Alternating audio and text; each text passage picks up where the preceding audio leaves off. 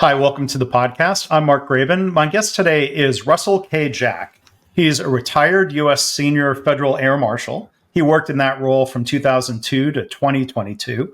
Russell previously served 5 years as a federal police officer. And before that, he served 5 years in the Colorado Army National Guard and was deployed in Saudi Arabia as part of Desert Storm. So those are a few things about Russell's background and credentials. He is also now a first-time author. We're going to be talking about his book. It's titled, Is MAGA a Terrorist Movement? And it is available now. I might have made a mistake. Is MAGA a terrorist movement? Better way to pronounce that, Russell? I've heard it said both ways. I always say MAGA, but I've heard it pronounced MAGA too. Yeah. So that is the least important mistake of anything that we're going to talk about. So before we talk about the book, Russell, as we always do, I'm curious to hear your story. What would you say is your favorite mistake? My favorite mistake actually happened a long time ago. I was actually a security officer at a major hospital, and a lot of crime and a lot of problems there. And a man had stolen a purse from a lady who worked there right in front of her, grabbed it right off the counter and ran out.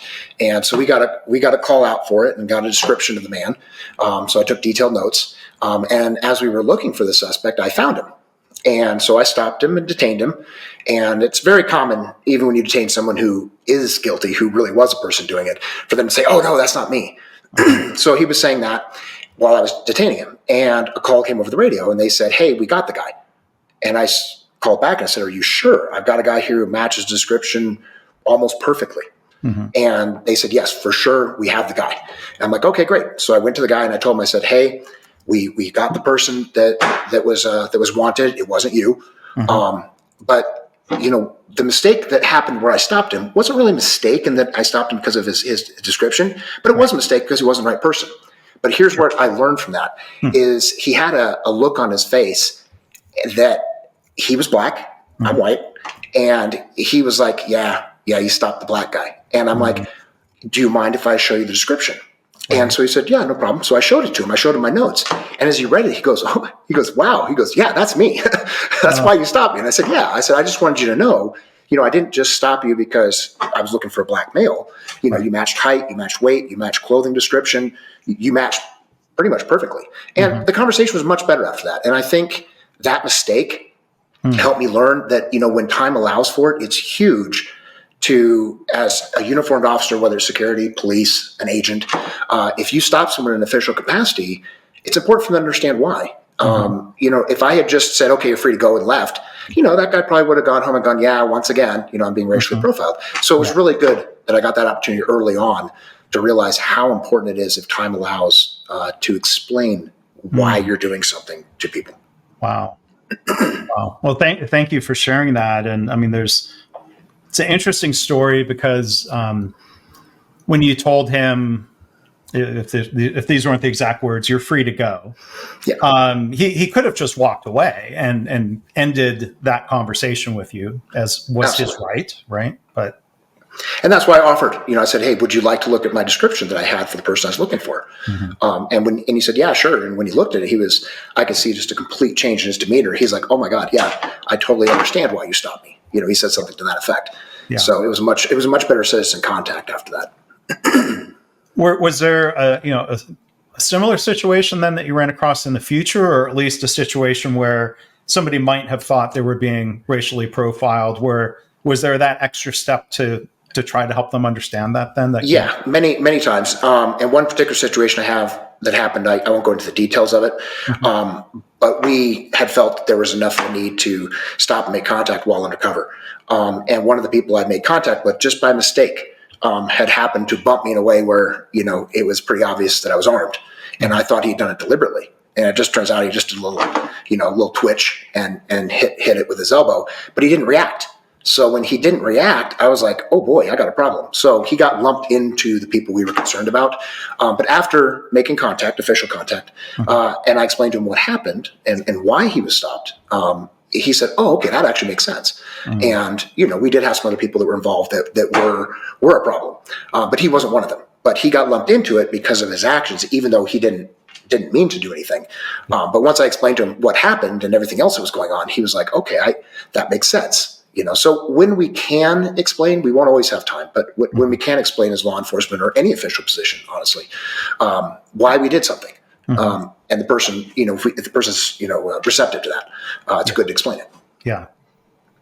And was that something then that was a topic of conversation with fellow officers about situations like that, and what you learned? Was that something that you felt free to share with others? Free to share, yes, but I've noticed that topic really doesn't come up as much as it should. It wasn't really an official part of our training. Hey, if you get the chance, make sure you do this. I think that's more something I learned from actually being an officer. It's important when I was leading my platoon, in order to have people who are following you, you have to earn the respect to be a leader. It can't be given to you. You can be a supervisor, you can be a manager, you can be in charge, but to actually be a leader that people want to follow, they have to know that you have their back, that the mission and their safety and welfare comes before your own safety and comfort. You put them first. So I think it is important to explain to people when you can what's going on. Like in the military, sometimes an order had to just be carried out. It's like, hey, here's your order, go do it. But when time allows and you can explain what that is, it's better on two levels. One, it lets the person know, hey, here's what's going on. It gives them some background and some more details so they have a better understanding of what they're doing. And then also, too, it helps them know, hey, it's not just, hey, go do this and, I'm done with you. It's, hey, I really appreciate you doing this. Just like with the person that we stopped, saying, hey, I have enough time. The reason I stopped you was this. So that way later they don't think, hey, I was just being picked on or profiled. And I think there's an important general lesson that applies in business, like what you learned about the power and the importance of explaining why. I've seen that apply in one auto factory short story. I started my career at General Motors, and there were all kinds of just directive orders given. So like there might be a box of parts and there would be a sign that said literally, do not use, and it would be signed by someone's name. It was completely authority based, because I said so, don't use these parts. I had a chance to visit a plant in California that was jointly run by Toyota and General Motors, similar situation. And there was a sign that said, again, pretty literally, do not use these parts. Using them in a vehicle could lead to brake failure and injury to customer. And that was such a powerful lesson in a totally different circumstance of taking 10 seconds to explain why. Like that's treating people like adults and helping them make, in that case, the good choice. That's a great idea. Great idea. And when time allows it, it doesn't harm anything. I've had situations where I've had to tell, like my troops, I was like, yeah, this sucks, but we got to do it. It's an order, and they respect that more than if you just tell them, hey, everything's great. They can see through that. People are intelligent. Yeah. They will figure that out, and it's better if you try to give them as much information as you are allowed to. Yeah. And then Russell, maybe one last question about your story before we move forward and talk about the book. In that very particular story, like you said, that was not a case of racial profiling. It was based on that very specific description. It would probably be a mistake for someone to listen and take away from your story, well, see, racial profiling doesn't happen. Because, how would you answer to that question of how frequently does that happen? I think it does happen often. There's always some bad apples out there who, do have a grudge. But a lot of times it can happen subconsciously. And that is what you have to always be vigilant for. And I learned early on in my career to look for criminal behaviors, criminal and terroristic behaviors. The majority of people are good, honest people that aren't looking for trouble. They just want to raise their family, live in peace, and live their life. It's a very small number of people of any group who are bad. And, they're the extremists. They're the ones who are willing to engage in illegal or terroristic activity to force their will on others. And generally, that's a big thing I'm fighting for. Is in America, you're free to do what you want as long as it's not illegal, and you're not harming anyone else. Do what you want. But that's where we get into this problem. Is in any group, whether it be religious or culture, or if they're trying to enforce their ideas on how to behave on someone else, especially in an illegal way, that's where there's a problem. Hope that answered the question. Okay. It did, yeah. And I think that gives us a segue to the book and the MAGA movement, the Make America Great Again, quote unquote, movement and elements of that movement trying to force their ways onto others, as you document and write about in the book. So the title of the book, again, we're joined by the author, Russell K. Jack. Is MAGA a terrorist movement? I guess it's not really a spoiler alert. Your answer, your one-word answer in the book is yes. Yeah, exactly. I decided it'd be better than just one word. I'd go ahead and write a whole book instead of just saying yes, opening it up, yes. So I mean, I'm going to ask you to define some terms, because I think it's important context. I mean, you've mentioned this, that you worked in anti-terrorism. How do you define terrorism more broadly, and how does that apply to the MAGA movement and Donald Trump, even personally? Okay. Well, there's two different ways to two different definitions of terrorism. One is just the method of using intimidation and harm as a method of warfare, to force your will on someone else. When you look at the actual definition of terrorism, it's using intimidation, coercion, and force, especially against a civilian population and against the government, in order to illegally enforce your will, your political will. So that's terrorism. And one of the things that I do that helps me, even when I'm talking with somebody who is MAGA, is to explain, hey, look, this isn't, I hate Republicans, okay? Mm-hmm. I generally lean a little more left, but I'm not in one political group. The problem is, whenever you have a group of people who are willing to engage in illegal activity, mm-hmm. okay, we saw this on January 6th. That was a riot, and it was an insurrection. And it did violate the 12th Amendment. They did stop the votes from being counted, which is the 12th Amendment. So it was an unconstitutional and illegal act. And the illegality of it, I don't think anybody who watched what happened on January 6th would argue there's just random chance that it happened to be the day and time that they were ratifying the vote. The intent was clearly to stop the government from ratifying that vote. And if you look up what an insurrection is, that's what it is. It's an attempt to overthrow or to stop a government from its functioning. And that is clearly the intent on January 6th, was to stop that ratification of the vote.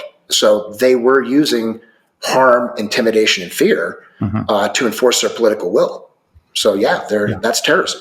And part of the question is, did Donald Trump directly direct that activity, or was it closer? I've heard a phrase, stochastic terrorism. Not familiar with that one. I'm sorry. Well, so I think and I've heard that term used, that stochastic terrorism it's sort of like a mob boss who's not directly doing the things, but is sort of saying things that would cause others, like there's that plausible deniability of like, oh, I didn't mean literally to go storm the Capitol and stop the vote. Gotcha. Yeah, in my book, that's one of the things I cover is I talk about that. I say, in America, you need to be convicted before you're sent to jail, and that's a good thing. That's what we want. I don't want to be sent to jail. You don't want to be sent to jail just because somebody says, yeah, I think you did it. You should go to jail. But Al Capone, okay, this is one of the examples I give in there versus Wesley Snipes. Okay, Al Capone and Wesley Snipes were tax evaders. Now, in no world does anyone think Al Capone was not a gangster, but he wasn't convicted as one. Right. He wasn't. So you can't look at the conviction and say, hey, he wasn't convicted, therefore he didn't do it.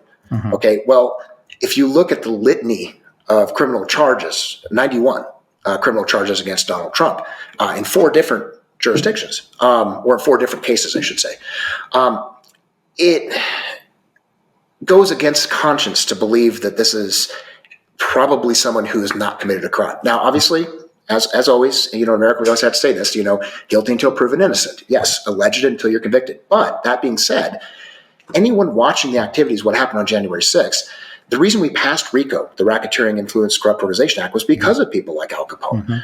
Because under that act, there's, I can't remember if it was 30 or 35 different crimes that their henchmen carry out.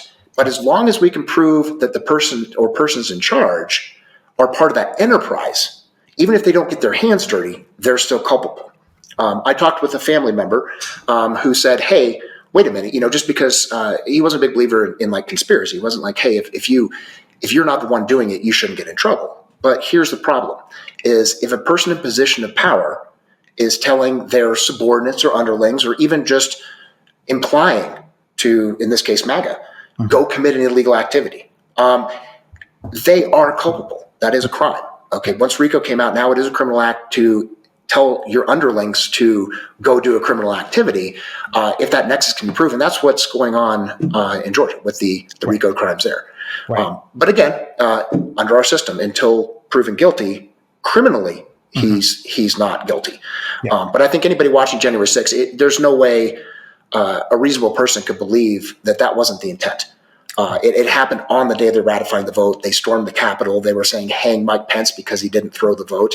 I mean, it's very clear there isn't any reasonable way to say that was not what happened. Right. And one example of terrorism would be death threats that maybe are, Donald Trump badmouths somebody and says, we should be rid of them, or something that's kind of vague, and then death threats follow from the MAGA movement. Like, that's not directly, but it's not hard to connect. Well, that happened because of Trump demonizing somebody, right? Correct. And one thing I learned in my career, there's many instances of things that terrorists and terrorist supporters do that they haven't yet been charged with or may never get charged with. It doesn't mean they're not doing things that are related to or are terrorism. So in this case, if he has millions of followers, which he does, he has a cult of personality. When he tweets something, his followers are listening and they act on it. And the problem is, and this is the problem I've had in discussion with another man that I met that was, he was much more pro-right. He wasn't really MAGA, but he was very, very conservative. And he said, well, I think you're being unfair picking on them. And I said, well, wait a minute. The problem is, I don't think Joe Biden has a cult of personality where millions of followers are waiting on his next tweet to commit illegal activities. Okay. The problem is when you have a powerful person who is pushing for illegal actions to occur and terroristic actions to occur, especially if they're trying to change government by doing it. This is now much more of a threat. And it would be a threat even if it was Democrats doing it. It's not. There isn't a comparable group that I found. And that's one of the things in this discussion with this man I said is I'm not finding a parallel. If there is a group like MAGA out there in America, I want to know about it. But it would be pretty obvious at this point if there was. Yeah. Well, I mean, I think the right and Fox News, their equivalent or their boogeyman is Antifa. Right. But I think as you say in the book, that's not a direct parallel. That's certainly not part of a quote unquote cult of Biden. Yeah. And one of the things I find interesting is I actually had that discussion back when I was working. And after it happened, you hear some outrageous things from the right. And one thing that's always bothered me is that, to me, it seems like if you really listen, shouldn't you see the contradiction? And I explained that. I said, wait a minute. So you're saying it was a false flag operation, Antifa got you into trouble. Well, hold on. Antifa stands for anti-fascism. Right. Literally 100% against what you're trying to do. And even though they're not, I think the term I used in my book was they're not, everything they do isn't sunshine and rainbows. But I guarantee you, they did not want Donald Trump to remain as president. Yeah. So it makes no sense. And also, too, they can't have it both ways. When he's saying, hey, these are hostages, these are patriots, these are heroes. Well, wait a minute. I thought they were victims of a false flag operation. Are they victims, or are they patriots that deliberately went against the 12th Amendment? And the answer is the latter. Yeah. No, I mean, there's a lot that doesn't make sense. And there's sort of this rubber glue, if not projection, I think as you described in the book, of the word fascist.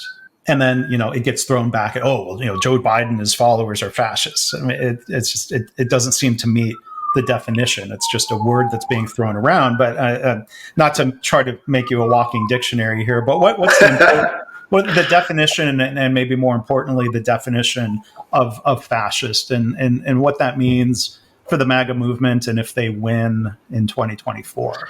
Okay, well, I mean, the simplest way to explain fascism, to paraphrase it, is simply one-party rule with a dictator at top. Now, it doesn't have to be a dictator. It can just be a strong president, okay? But once you have the president, the leader in charge, and you have control of the rest of the government, 2/3 majority in Congress, and a sympathetic or aiding judicial branch with the Supreme Court, once you have all those pieces in place, it very quickly, as we discussed, I think at one point, that if you have that system, you don't need a single vote from an actual American. We have a representative democracy, not a true democracy.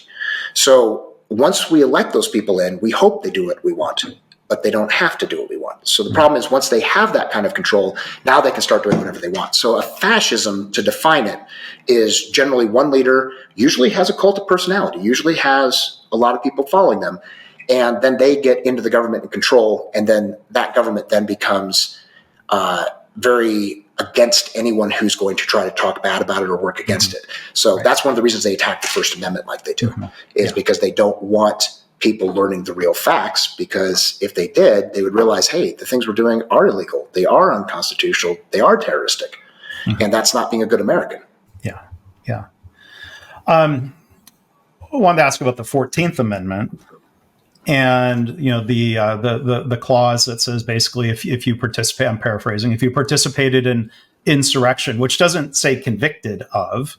Back to your point about the legal standard, participated in insurrection, you are by definition not allowed to be, or you're ineligible for office unless Congress votes 2/3 to remove that restriction. It's not 2/3 of vote to get you off the ballot, for example.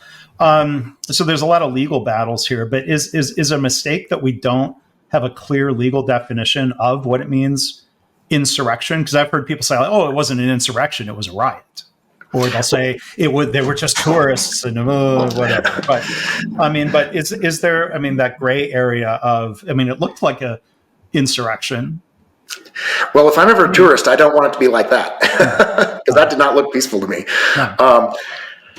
So one of the problems is, of course, my opinion, the forefathers, the reason why they did a lot of things they did is you have the concept of originality, or the original constitutionalism you hear a lot from like conservative judges.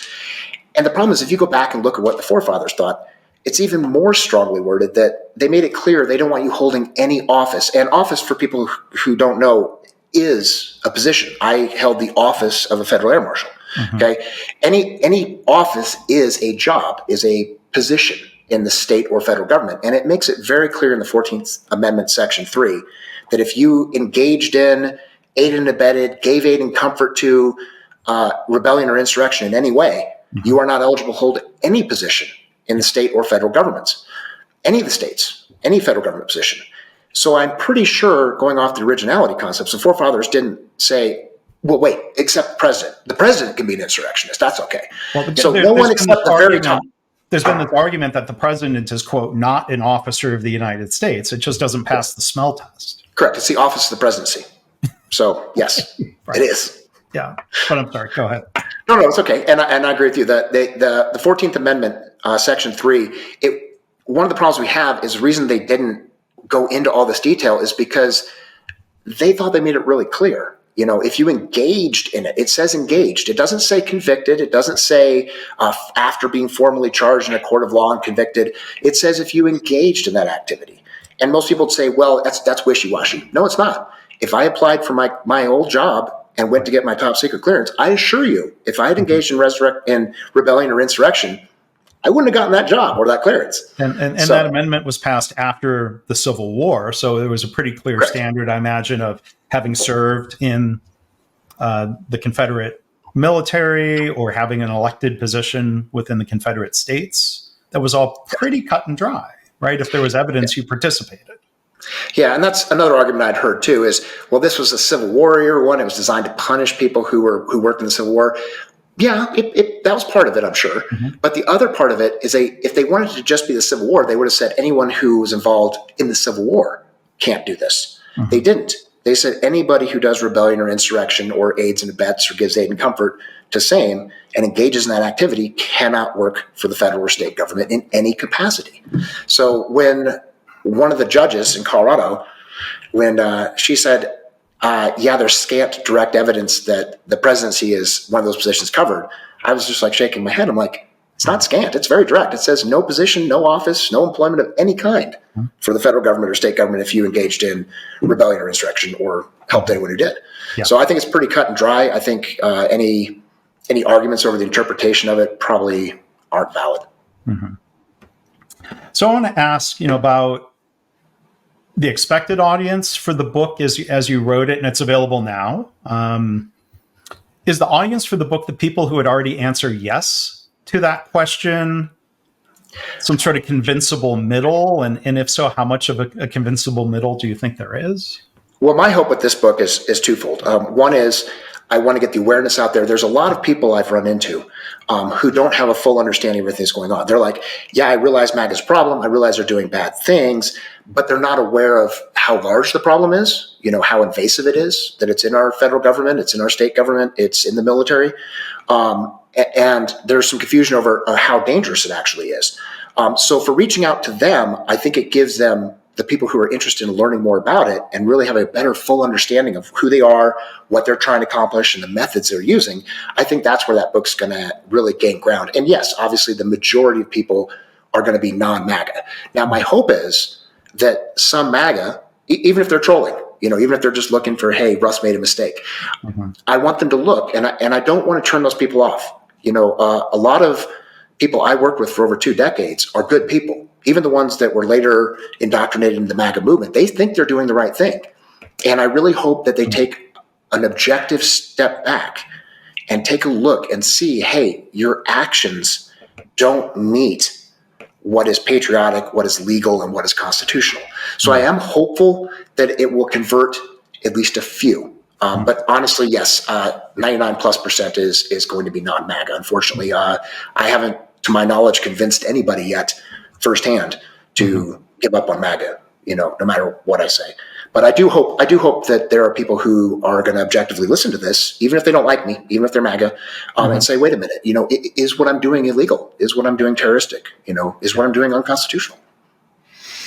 Yeah, so I was going to ask you that. You've already answered the question. Have you convinced anybody? Have you run across people in your travels, even if you hadn't convinced them, where at some point they had convinced themselves? Like they might now say it was a mistake to have previously supported or voted for him. I mean, other than most of his former cabinet members and his former vice president, there's got to be others. Yeah, unfortunately, I haven't had any luck with that. Yeah. One of the things I also covered in that book was that when people are convinced of an idea and you show them direct evidence that shows they're wrong, their more common reaction than not is not to say, hey, that's, I'm going to take a step back and think about that. Yeah, thanks for it's to get angry. Yeah. Right. They lash out at the person saying it. They don't stop and think. Mm-hmm.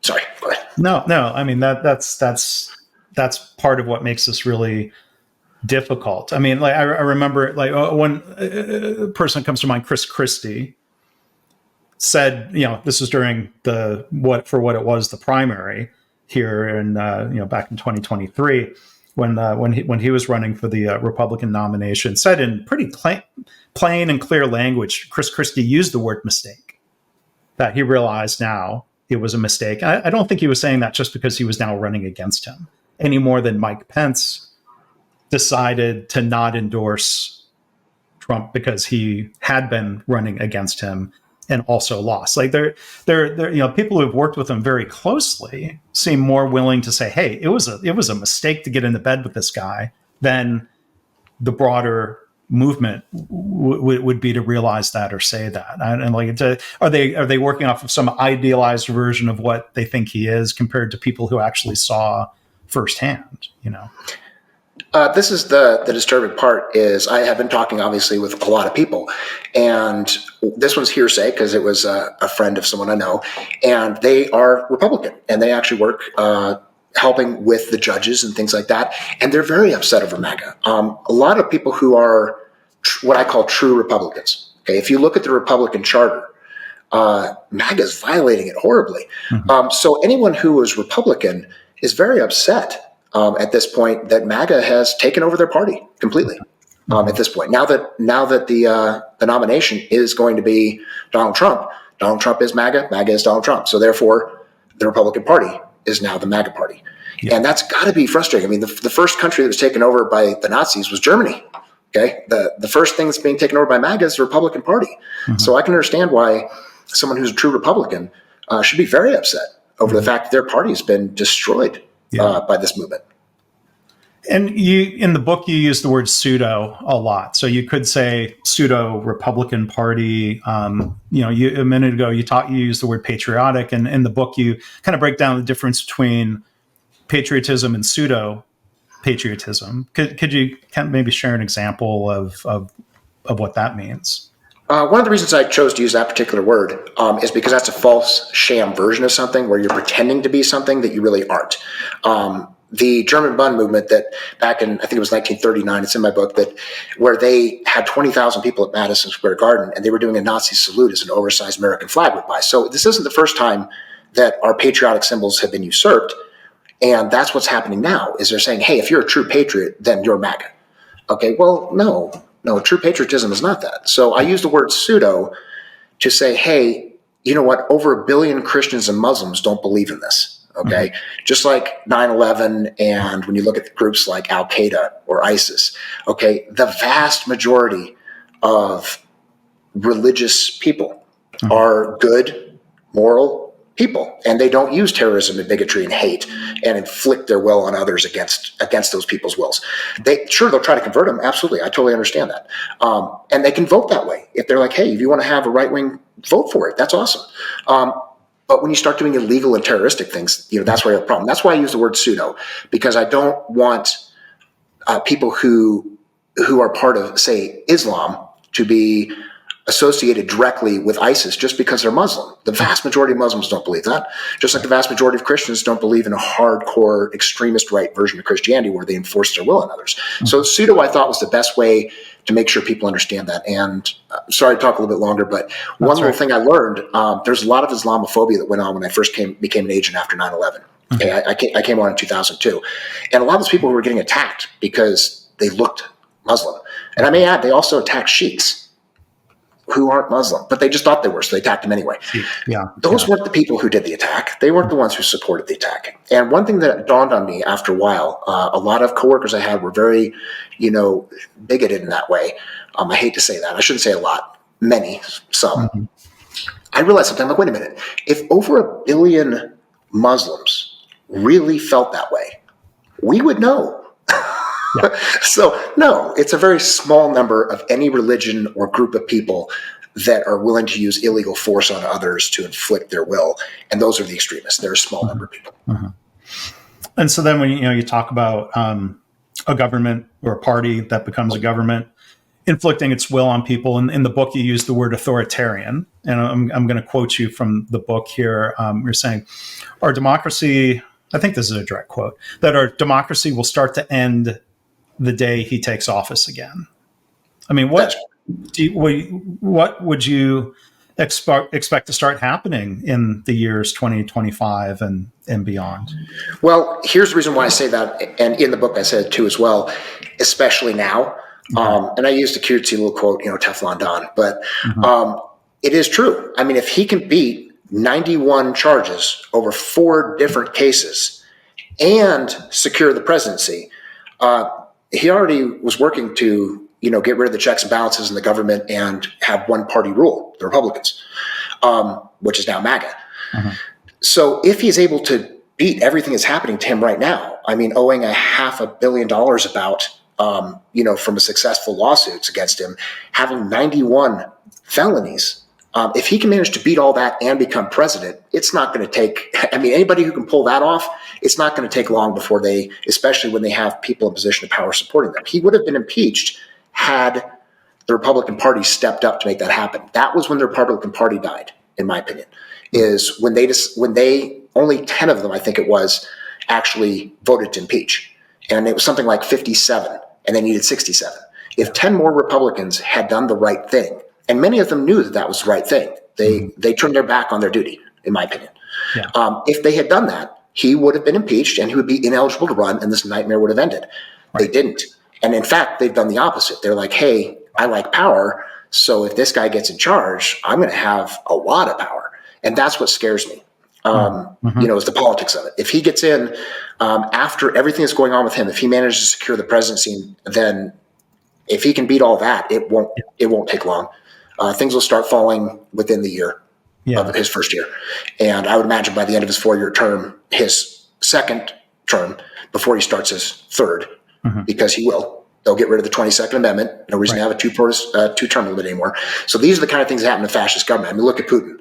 How many times has he been reelected? and he just got quote reelected again. unquote. We got to say pseudo election. Yeah, he got reelected like 87%.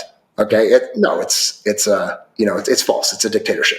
Mm-hmm. So that's my concern is them getting in power like that. And to people who are listening who are MAGA, if you flip the script and this was Democrats doing this, I would still be on the show and I would still be talking badly about them instead. And I would have had you on the podcast.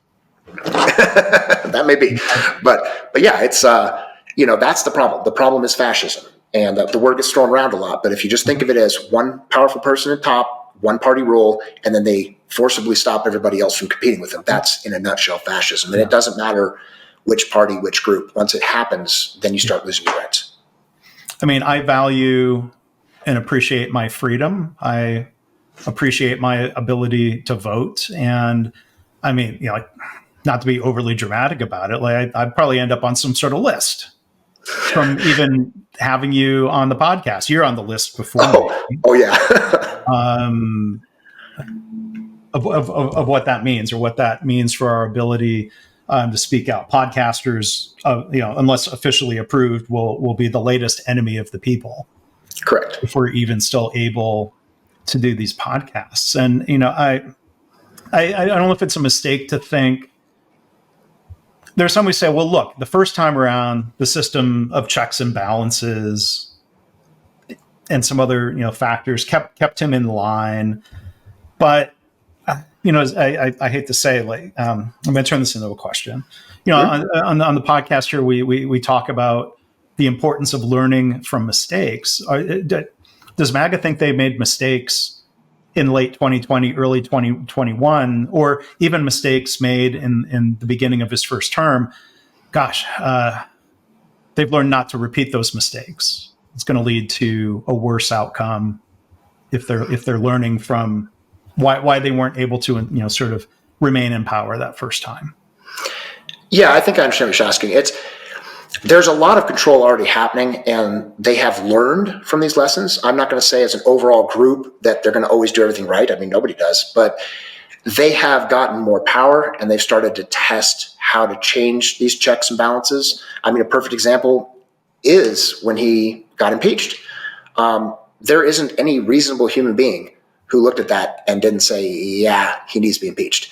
Okay, so what happened is, because of power and because of their MAGA base, politicians said, well, wait a minute, if I do the right thing, I'm not going to get reelected. But if I do the wrong thing, I'll be, the hero of his followers, and I'll get reelected over and over again. So what do? They do what's in their best interest instead of what they're supposed to do, which is their duty. Mm-hmm. So yeah, I have a huge problem with that. Shout out to the Republicans who lost their careers to do the right thing. Mm-hmm. Thank you. Yeah. And, earlier you talked about cult of personality. And I'm going to ask this carefully, or I really don't want to end up on another. I'm not going to commit a crime here. But if Trump were to die of natural causes tomorrow, what happens to the MAGA movement? That's an interesting question. Cult of personality is huge. Without him in the picture, honestly, I think it'll fall apart. I mean, he's that much, it's kind of like the Mussolini and the Hitlers and even the ones that are more peaceful, like Gandhi. They're pivotal in that movement. So I think with him gone, I think that if he died of natural causes, that the movement would fall apart. I don't think the movement would stop as far as, lots of people believing in Make America Great Again. But the problem is, I don't think they would have that central figure, that cohesive thing to rally behind. I think they would become more disorganized than they already are. Mm-hmm. And I think they would become much less effectual. And I don't think they'd have a chance of winning and taking over the government. Mm-hmm. So I think without Donald Trump, the MAGA movement will not be as efficient and not have a very good chance of success. Yeah. It's going to be interesting to see what happens this year. The impact of it is huge. And one other thing came to mind, maybe before we wrap up here, we think about the projection and the idea of the thing you're accusing your opponents of is the thing that you're doing. The other day, I think Trump said something like, well, if Biden gets reelected, that'll be the last election that's ever held. And I'm like, that doesn't, like, Biden has his faults, but the idea that he would dismantle our ability to vote seems like the furthest thing from being possible. Absolutely. Your thoughts on that? One of the things I find funny about projection is when they say things, MAGA will say things towards non-MAGA people, Democrats or anyone who doesn't, agree with them. They'll say things like, "Oh, you're fascist, and you're going to try to take away our guns and, take away our rights." And I would stop them and I'd say, "Do you know what fascism is?" Or say, "Hey, do you know what this constitutional amendment is?" And they would give you this blank look, and they'd be like, "Oh, I don't know." I'd be like, there are only 27 amendments in there and like 6 articles. I mean, just read it. I mean, it'll take you a couple of hours to get at least an idea. I mean, I'm not a constitutional expert. You absolutely, if you said, "Hey, read every single one," I would flub it for sure. But the important ones, and all of them are important, but reading through it and kind of learning is important. And when they do that projection, it doesn't work because they say, "Well, you're a fascist." Well, wait a minute, what's a fascist? Okay, I don't want one party rule. I don't want a dictator in charge. So no, you can't say, "Oh, you guys are fascist too." No, I'm not. I'm 100% anti-fascist. No matter who they are, right. I'm against them being in charge of my country. Well, our guest today has been Russell Jack. I think that's I appreciate the way you said that. That's probably a strong note to close on. Russell K. Jack, author of the book "Is MAGA a Terrorist Movement?" It's available now. You can find it on Amazon, ebook, paperback. You're recording the audiobook. Is that right? That's correct. It's actually being produced right now, and hopefully I'll have that out by end of April, beginning of May, as a guess. Okay, so it's just a chilling topic and book and possibilities of what might happen this year. And, goodbye to 30% of my previous listeners who are part of that movement. And they realize that I'm not part of it. And they've long stopped listening to this episode. But Russell, thank you for, trying to bring, facts and the compilation of what's happened and what it means in the book. Thank you. Thank you for taking that on. Thank you for being here with us today. You bet. Thanks for having me. I really appreciate it. Thanks, Mark. Okay.